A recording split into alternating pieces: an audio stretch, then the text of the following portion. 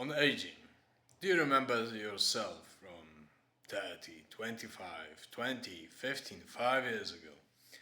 Perhaps you may recall some stories of greatness, of heroism, perhaps of downfall and destruction. Does it matter? Inasmuch as the recall preserves your identity, your core identity. Now, who remembers you from 20, 15, 10 years ago? Rarely, ever, anyone. So, there are people that live through unimaginable great lives, perfect heroic lives, that encountered super mundane horrors, great wars and battles and campaigns on behalf of this, on behalf of that. That won applaud from the gods themselves and the mighty spirits and demons and kings of hell. Where are they now? Do you remember yourself from a year ago? How your mind changes, how your body changes. Now, your mind changes much faster than the body, so the Buddhist motto goes. The body grows old and weak and frail, and soon it drops to the grave. Memento mori. But why memento mori? Because this is all the things you can do for those years when you are young. Adolescence, early adulthood, perhaps early middle age. And this is the most important content of your life.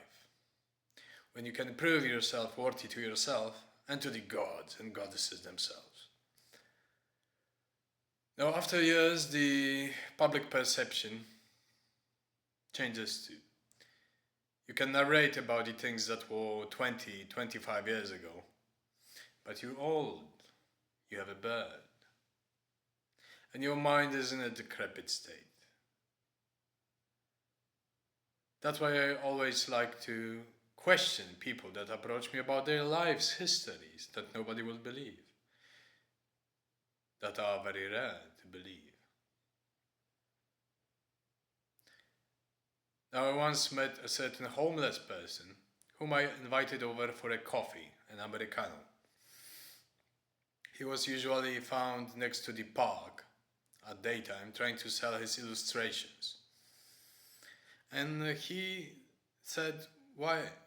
I said, I want to listen to your life story. And in this homeless man, I discovered a person who was living for 40 years in Italy,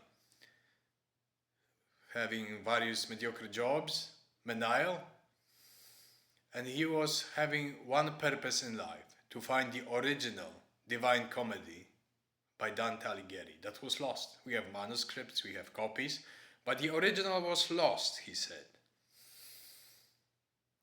And I said, that is amazing.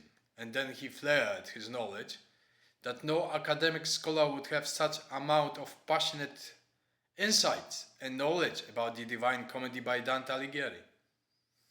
So I said, why don't you draw, illustrate Dante Alighieri's Divine Comedy? And he said, that will be my dream. But I have no money and no home left. So hence I nicknamed that homeless person Mr. Alighieri. And whenever I meet him to give him some cigarettes or talk with him, he is that Mr. Alighieri. I only wish him that he will reach that seventh heaven of Saturnian gold that he was talking about.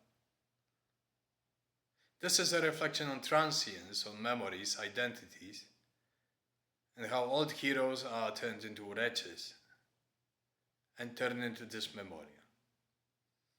Who remembers them, those nameless graves? If they truly lived as great people, the gods themselves. Their names are eternalized.